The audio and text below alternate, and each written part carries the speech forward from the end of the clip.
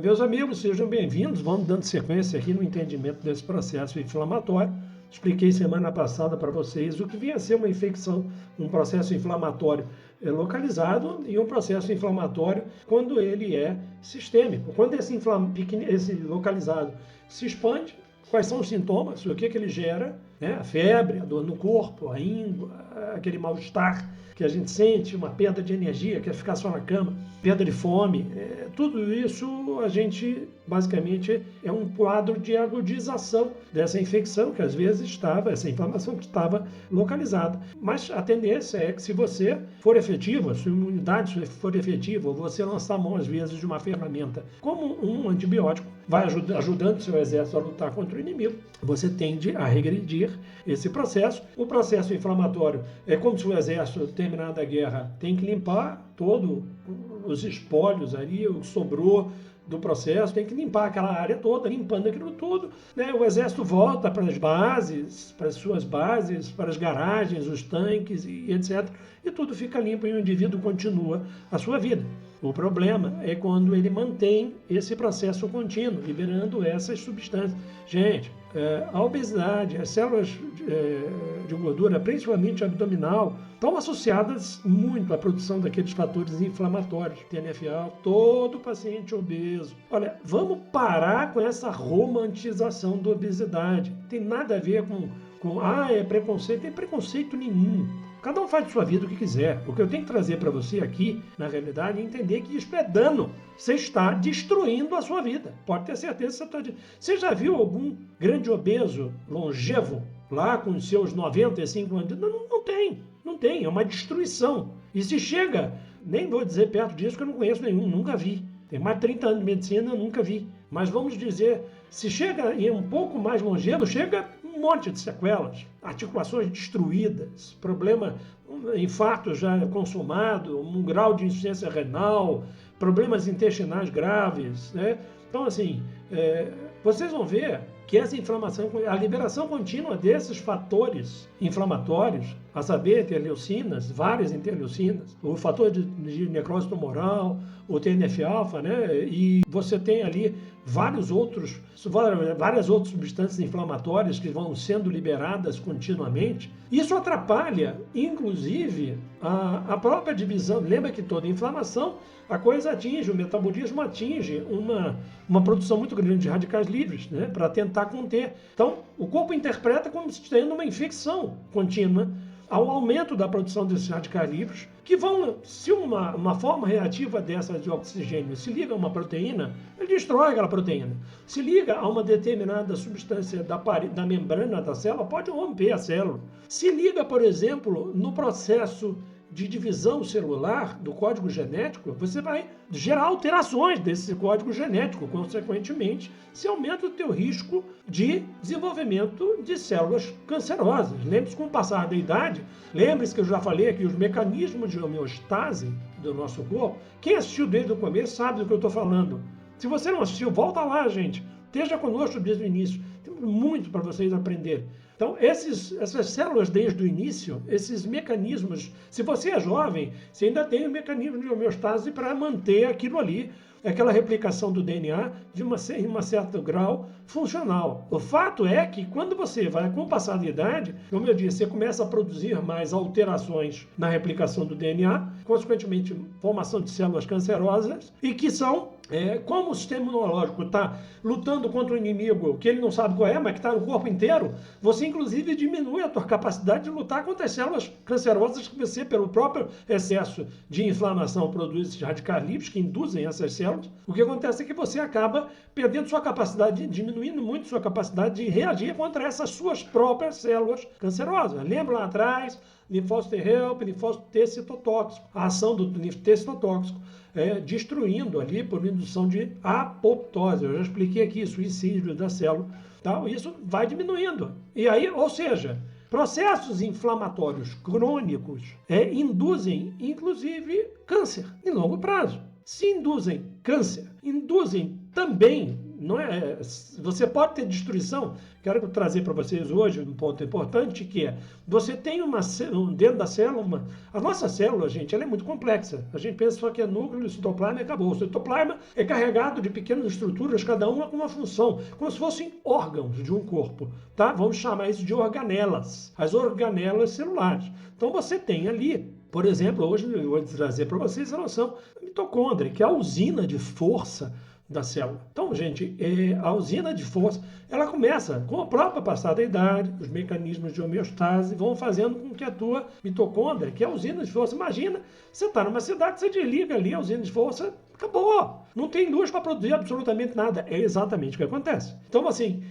você com o passar da idade, os mecanismos de homeostase já diminuem a função, tá, desse processo. Esse processo inflamatório faz com que você gaste energia de forma errônea também, e afete o próprio funcionamento dessas usinas de força da célula, afetando basicamente o funcionamento e a produção de substâncias, seja hormônios, seja antioxidantes, seja anticorpos, seja o que for, eles se tornam deficitários. Chega um ponto em que a organela, que a mitocôndria está tão disfuncional que ela basicamente deixa de funcionar, ela para ali. E ela se torna, inclusive, um peso morto para a célula. A gente vai falar em outro momento sobre uma questão da autofagia como mecanismo de limpeza desta porcaria que vai sobrando dentro da célula pela própria indução dessa inflamação e desse excesso de radicais livres que você produz no processo inflamatório crônico, tá? Então, a mitocôndria vai deixando de funcionar. E aí você começa a ter, com esse processo inflamatório, uma série de alterações que você vai encontrar ali nos seus exames de sangue. E que eu vou dizer que, infelizmente, muitos colegas não entendem o que está acontecendo. Então você vê lá aquele paciente com uma ferritina altíssima, ele começa a ter um processo de lipidemia, isso aí é uma alteração do funcionamento hepático. Lembre-se do fígado como um órgão central ali de depuração de um monte de coisas. Se está tudo deficitário, se o processo está todo deficitário, não depura-se nada, você começa a depositar coisas, e inclusive ferro. E a forma de deposição de ferro é a ferritina.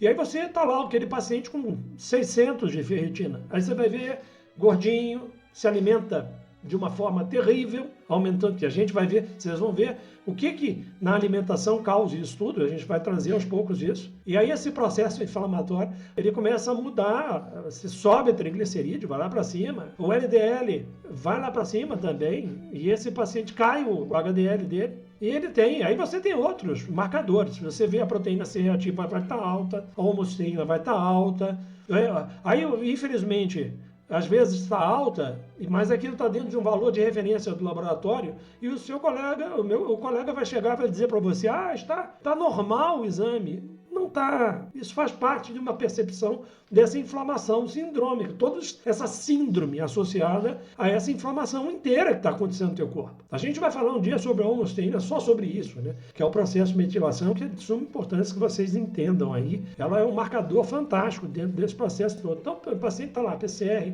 aumentadinho, o VHS também um pouquinho aumentadinho, aí esse cara vem, está com ferritina alta, começa a apresentar dislipidemia, começa a apresentar ali uma hemoglobina glicada mais alta, acima de 5,7, aí esse cara tem uma homocisteína alta, e é normal, vai para casa, seus exames estão dentro dos valores de referência. Não tá, esse cara está inflamado. Mas ele está assim, o que ele sente? Ele sente as coisas do dia a dia, todo mundo tem isso, dói aqui, dói acolá. Aqueles sintominhas que eu falei para você de uma inflamação crônica. Era para estar sentindo isso? Não. Por isso que às vezes meus pacientes, quando começam a fazer as modificações, falam, caramba, agora eu percebo que eu estava doente. E estava. O problema é que é uma subclínica.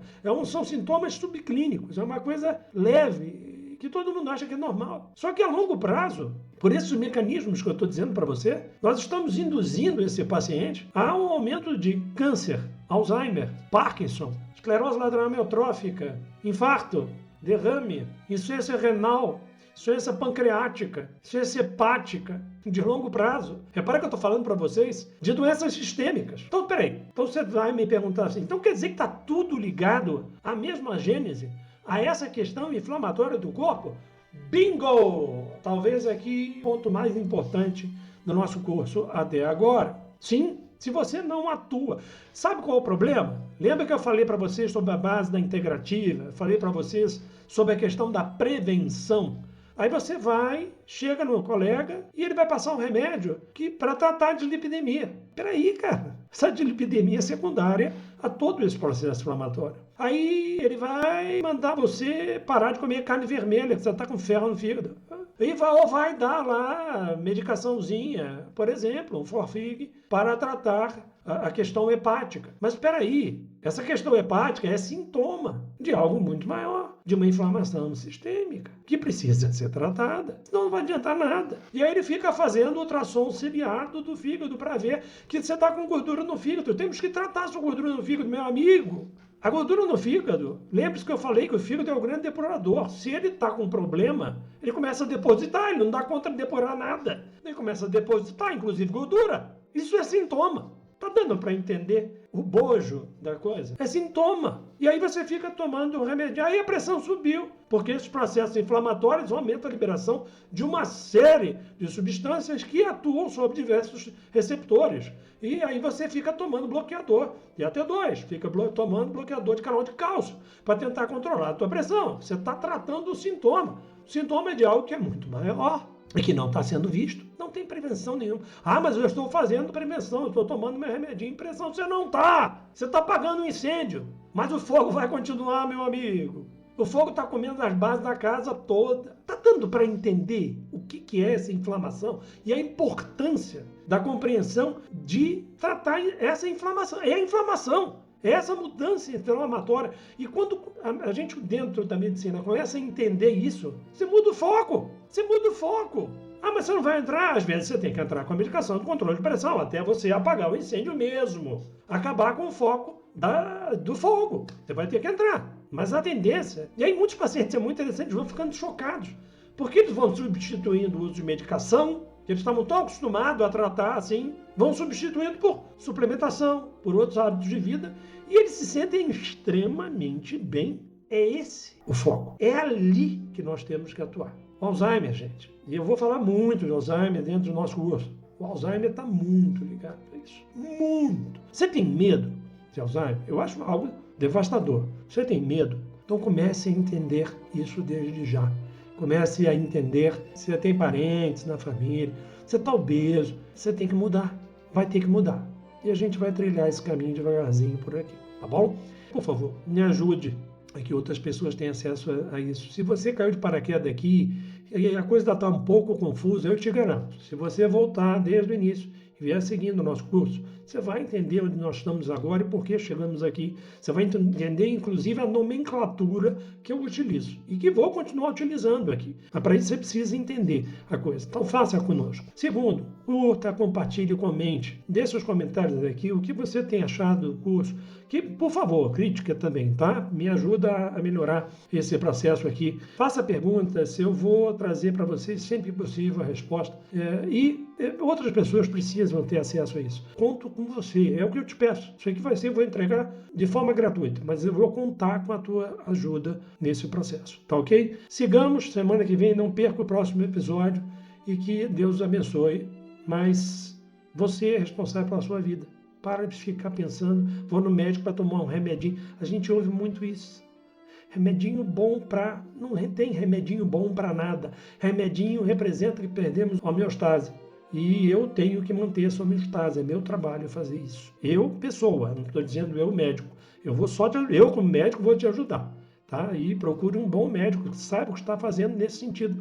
Possa pensar de uma forma mais ampla. Até a próxima. Um grande abraço.